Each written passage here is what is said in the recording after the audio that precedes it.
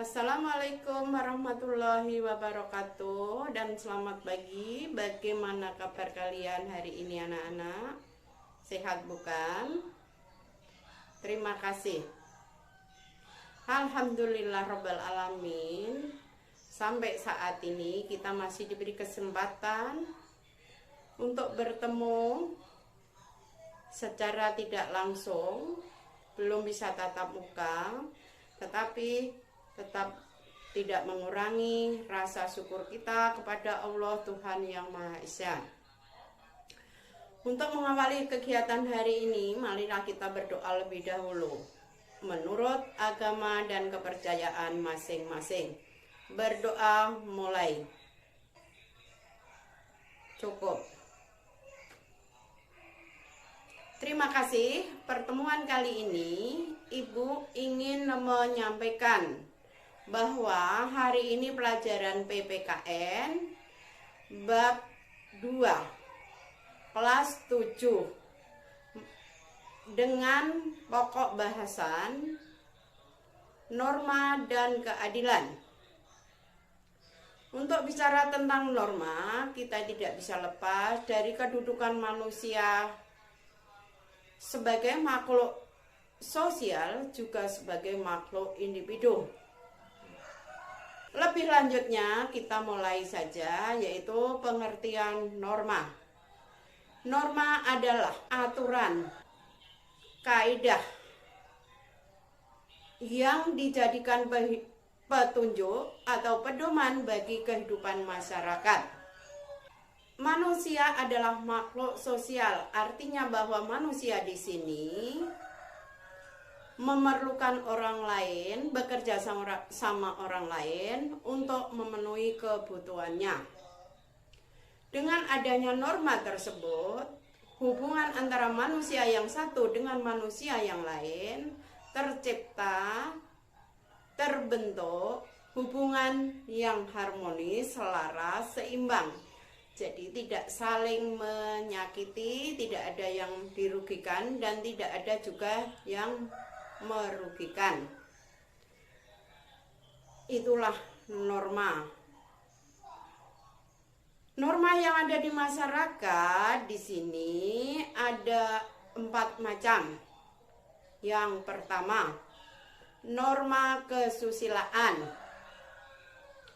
Norma kesusilaan adalah suatu aturan atau kaidah yang bersumber dari hati nurani seseorang, dijadikan pedoman hidup untuk berperilaku setiap manusia. Jika melanggar aturan, norma tersebut akan mendapatkan sanksi. Sanksinya dari diri kita sendiri.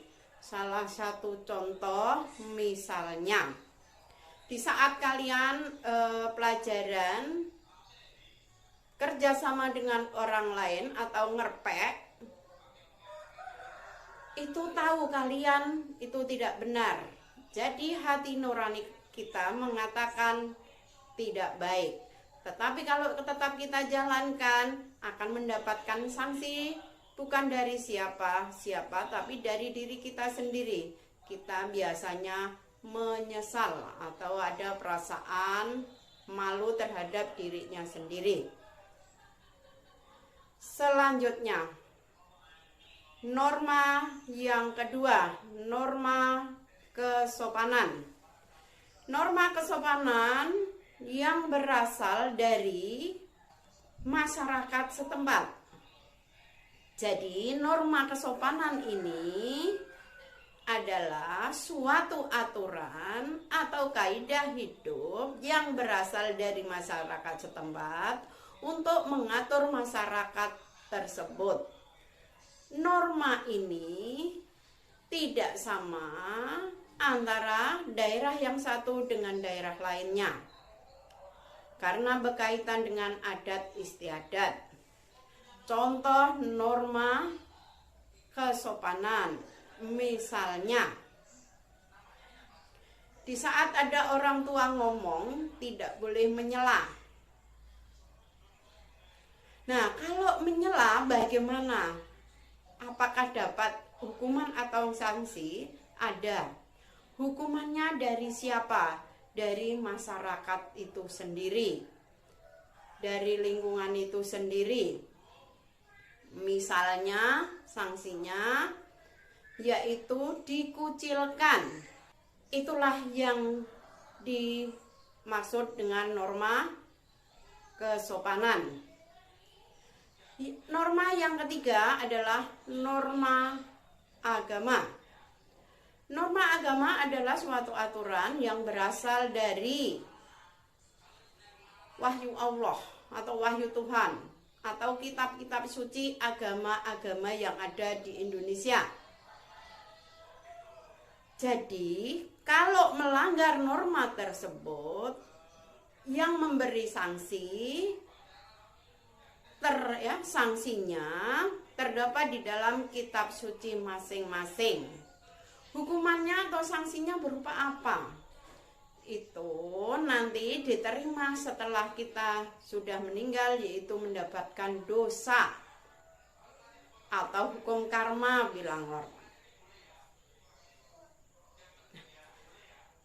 Setiap agama yang ada di Indonesia memiliki kitab suci masing-masing, hukumannya juga berbeda-beda, tetapi makna dan tujuannya sama, yaitu isinya berupa perintah dan larangan.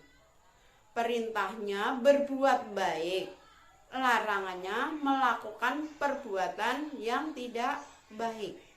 Untuk negara Indonesia adalah negara yang beragama, artinya tidak hanya satu agama saja yang ada, tetapi ada beberapa agama yang ada.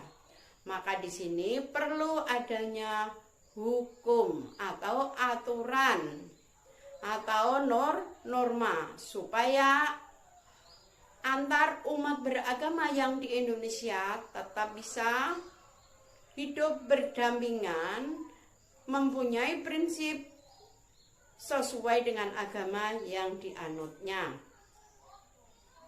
Yang terakhir yaitu norma hukum.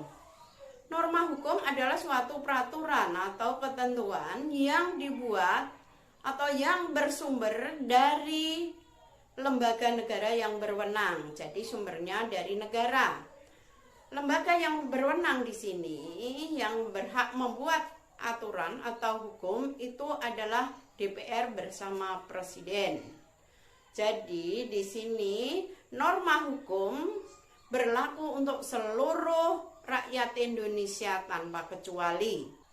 Norma hukum apabila melanggar aturan hukum tersebut akan mendapatkan sanksi tegas. Sanksinya bisa berupa penjara, denda, atau hukuman kurungan. Untuk negara Indonesia, karena negara kita negara hukum, apabila ada masalah harus diselesaikan berdasarkan hukum yang ada, tidak boleh diselesaikan sesuai dengan keinginan dan kemauan sendiri. Itu namanya main hakim. Itu dilarang oleh negara. Nah, saya lanjutkan. Fungsi norma pada umumnya. Fungsi norma pada umumnya secara umum norma-norma yang ada itu sebagai pedoman hidup. Artinya seperti apa? Jika kalian hidup berdampingan dengan masyarakat lain, dengan adanya norma, kita bisa berbuat sesuai dengan aturan norma-norma yang ada, baik norma agama, norma hukum, norma kesopanan, dan norma kesusilaan. Jadi semua yang kita lakukan sudah sesuai dengan aturan yang berlaku, hidup menjadi tertib, damai, tentram. Untuk pertemuan kali ini bisa dilanjutkan minggu depan. Saya akhiri, apabila ada kekurangan dan kesalahan dalam penyampaian, Ibu mohon maaf. Semoga apa yang Ibu sampaikan hari ini bermanfaat dalam kehidupan sehari-hari di lingkungan keluarga, sekolah, masyarakat. Terima kasih.